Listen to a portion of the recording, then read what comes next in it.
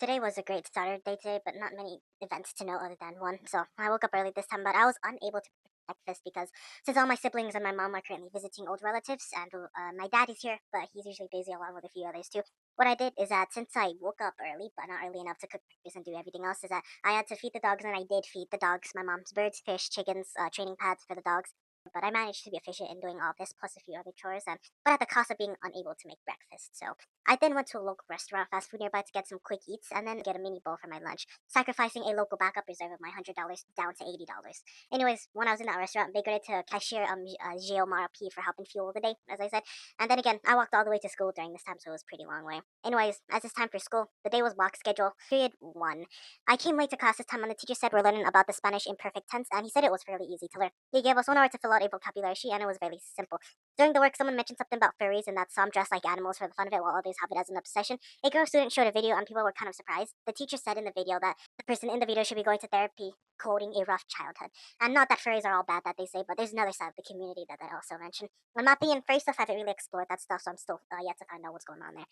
Anyways, a funny thing during the assignment review is that during the teacher's assignment, which was April Fool's prank, a link showed it and it was titled Cuando Era Niño, and it was a link to a Rickroll, and I found it pretty interesting because I thought it was an actual review for the work to show a Rickroll, then even though it was not an assignment. As for the actual review of the work, the teacher did mention the difference between competir and compartir and how easily it gets confused, especially with a later problem in work. Someone confused bothers with brothers, along with the difference of molestar versus a English version of molest, which are different things at the same time. I got the 20th problem calling me to answer disobedience, which is a cognate in English, and later the 39th problem, which I used luchamos, which means to fight, and the teacher said it's kind of like play fight, not real fighting. I said atacamos, but he said peleamos in the imperfect tense instead. They're all cognates for the words fight, attack, quarrel, so interchangeable, but it depends on the context. After that point, free time, I relaxed, and passing period was there. Not much to note here. Later on, I got to period 3 science, and here we go. Another thing I saw that people were doing during the beginning is that a first person said that he didn't have their phone out. And then someone else nearby used that as an excuse, and say they got their phone grounded too. And a lot of people also use it, which I assume to hide their phones, even though some people really did get grounded. I forgot to put my phone up, so I eventually put it up because I really did go off flow with the class. We had a simple rainfall graph and copied off a chart. The average was 13.74, and the confusion was raised in that since each result that the teacher showed for this only accounted for 2 years, the teacher clarified it's 2 years per average. He said only to use, for example, if it's 2000 to 2001, just use 2001 and the year, and so forth with the average and the other results. I finished this within the 40-minute time frame, and it went quite well. The girls near me played with plastic rulers, and a funny literacy thing that I saw is that as one of the students were writing very quickly, they slapped the ruler, then went back to writing. The other girl had it raised up, but she wasn't hitting the ruler on the table, and the teacher ended up calling her out first instead on the graph questions and then on the CER for the paper regarding the graphs. I struggled because I haven't used the CER framework in a while and my brain was kind of off this time. The teacher said I should be a little bit more concise and be more specific. And obviously, then again, a few minutes later, people were watching a sports highlight and they ended up playing a Charlie Puth song, but I don't remember what it was. Anyways, the teacher checked our assignments for a grade, and then we moved on to a local project about weather systems and were assigned to regions. I was actually able to do a good part of this project eventually. Obviously, I put the 6-7 joke on top since the teacher's publicly checking the screens in front of the class so everyone sees how everyone's doing.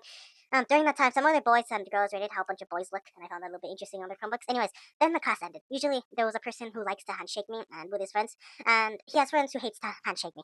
He handshake me, and then he went around playing with those same people with the other friend who didn't want to handshake. So it went kind of funny after that point. Then again, they left.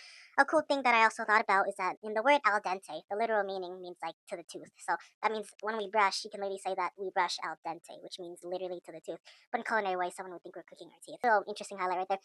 As for lunch, though, the food that I got from the restaurant this morning in the plastic bowl, I ate it. And obviously, since local groups are not available today, other than a few others that I visited this year, most already closed off. So we fell back to Rayon's group. So credit to you guys. I know there's 2 more groups that I could still visit, guys. So credit to both of you guys if you're still watching this. Anyways, for English, 13 cents. I bet that students will be late this time. The teacher said no. Then again, many came late right after the bell.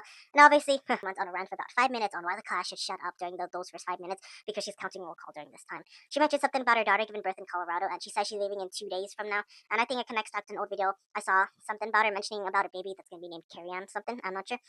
Our Would You Rather today was Baby Duck or Baby Bunny. She also said we have 30 days left until the school year is over. I'm going to make another last mention to that.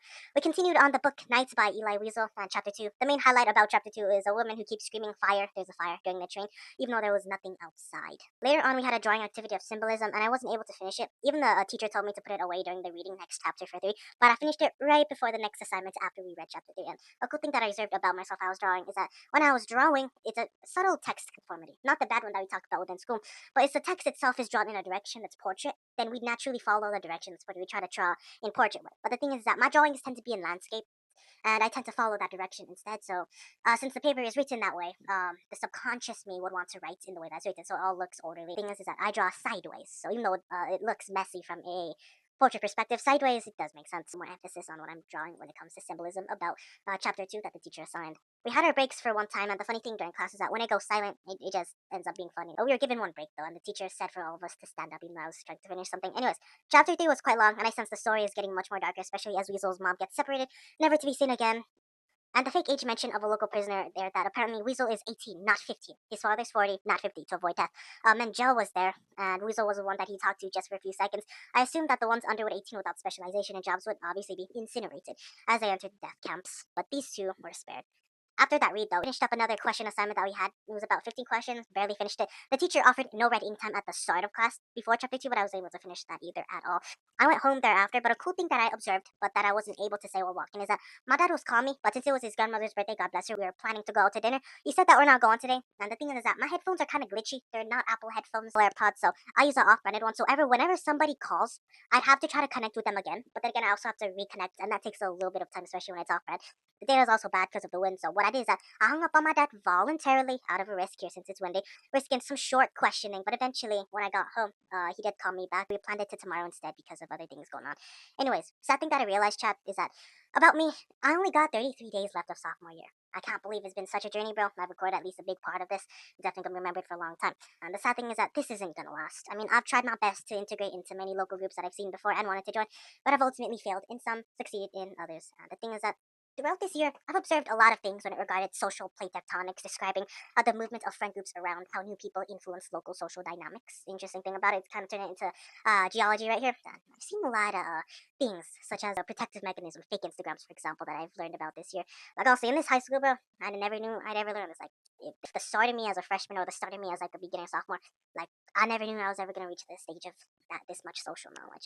I remember that one day that my teacher in fifth period said that we're doing like a cool song that during the beginning of the year. It's used as a hope for us to what do better as sophomores, or what are we going to do differently this time. And that moment from now, it's just gone so fast in my opinion. We've learned so much, but I mean, I've still failed my primary objective of finding a friend group to cover for all of the periods.